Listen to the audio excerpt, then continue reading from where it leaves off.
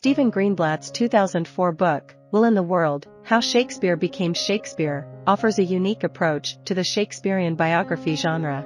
Grounded in the principles of New Historicism, Greenblatt, also known as Harvard University's John Cogan University Professor of Humanities, goes beyond the surface-level facts of Shakespeare's life. Rather than presenting new information or recent discoveries about the enigmatic playwright, Greenblatt builds upon the established foundational knowledge of Shakespeare's upbringing and career. His aim is not only to inform readers about Shakespeare's biographical background but also to explore the profound impact of his background on his iconic writings. Born in April 1564, Shakespeare displayed an early interest in the arts. The book's first chapter delves into Shakespeare's days as a secondary school student, where he is known to have read and occasionally acted in Latin comedies or plays. Greenblatt contemplates how these experiences may have influenced the writing of works such as Comedy of Errors. This initial chapter explores the formative influence of Shakespeare's youth, particularly in relation to theater. Greenblatt suggests that the itinerant acting troupes that traveled through Shakespeare's town subconsciously shaped his understanding of a wide-ranging audience, as they often performed morality plays that reflected the lives of ordinary people. He even posits that a visit by Queen Elizabeth herself further influenced Shakespeare's vision for entertainment. While the early part of the biography focuses on Shakespeare's childhood, it isn't until the following chapter that the narrative delves into his personal and familial relationships. Shakespeare's father, John, was a successful glove maker who also engaged in wool trading on the side. The wealth that surrounded Shakespeare's family during his youth did not endure for long. His father, John, experienced a rapid decline in fortune and status, though the reasons for this decline remain unknown. Drawing upon the recurring presence of alcohol in Shakespeare's plays, Greenblatt theorizes that his father's downfall might have been attributed to alcoholism. This theory leads Greenblatt to propose an intriguing concept. Shakespeare's fixation on the dream of restoration in his works could stem from his desire to restore his father's lost lifestyle, much like how his characters often experience a reversal of fortune. Greenblatt then turns his attention to Shakespeare's relationship with his mother, recognizing it as a source of significant conflict and tension within their household. By considering the religious climate of the time, marked by the division between Catholics and Protestants, Greenblatt suggests that faith played a central role in the turmoil between Shakespeare's parents. He posits that Shakespeare's mother was openly practicing Catholicism, while his father held differing beliefs. Building upon the influence of religion, Greenblatt explores the possibility that Shakespeare's early involvement in acting began when he worked as a schoolmaster for Catholic families. This experience may have even brought him into contact with the infamous missionary Edmund Campion prior to Campion's execution.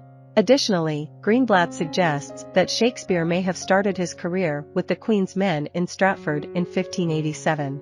Throughout the book, Greenblatt acknowledges the speculative nature of his proposals and the lack of concrete evidence to support them. While historians generally agree that Shakespeare married Anne Hathaway when she was pregnant in 1582, Shakespeare was 18, and Hathaway was 26, Greenblatt's deductions prompt skepticism.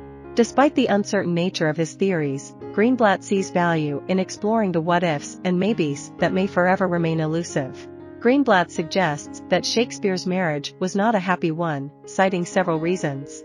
Firstly, his wife Anne Hathaway gave birth to their older daughter Susanna and twins Hamnet and Judith, but the tragic death of Hamnet at the age of 11 added strain to their relationship. Secondly, Shakespeare's will revealed that he left his wife only the second-best bed, implying a less than amicable situation. Greenblatt interprets these circumstances as a reflection of the troubled marriage that Shakespeare witnessed in his own upbringing. Consequently, he posits that Shakespeare often depicted unhappy couples in his plays, viewing marriage as tarnishing the purity of love.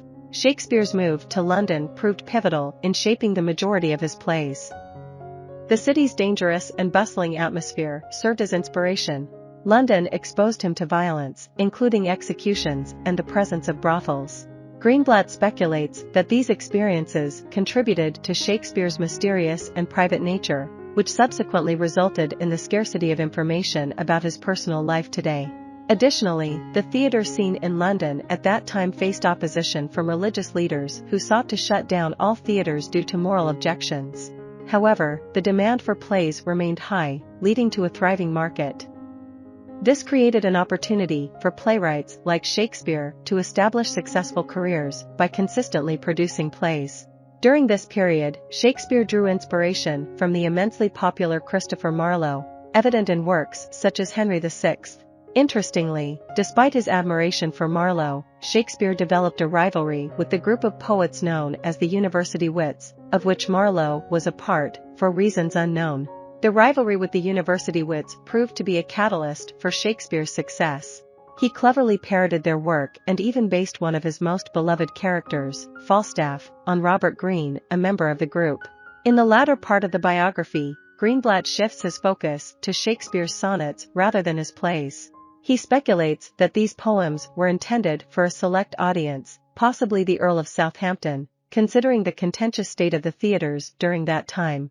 Religion resurfaces as a prominent theme towards the end of the book, as Greenblatt examines the relationship between Marlowe's play The Jew of Malta and Shakespeare's The Merchant of Venice. While Shakespeare also features a Jewish character who is widely disliked, he humanizes Shylock to a greater extent by drawing inspiration from Rodrigo Lopez, a Jewish physician to the Queen who maintained his innocence from Judaism until his death. This portrayal elicited more sympathy from the audience. Furthermore, Greenblatt delves into the psychological trauma experienced by Shakespeare's characters in his renowned tragedies. He suggests that the play Hamlet, written in 1600, undoubtedly reflects the anguish Shakespeare felt following the loss of his son Hamnet in 1596. Greenblatt explores how each of Shakespeare's plays mirrors some aspect of his own life. For instance, the 1604 play King Lear conveys a sense of stress and anxiety regarding the decline in status and the fear of losing one's position, paralleling Shakespeare's own struggles with the idea of retirement. Once again, the theme of the dream of restoration comes into play. I hope you enjoyed this video. Leave a like if you did and be sure to subscribe. Thank you.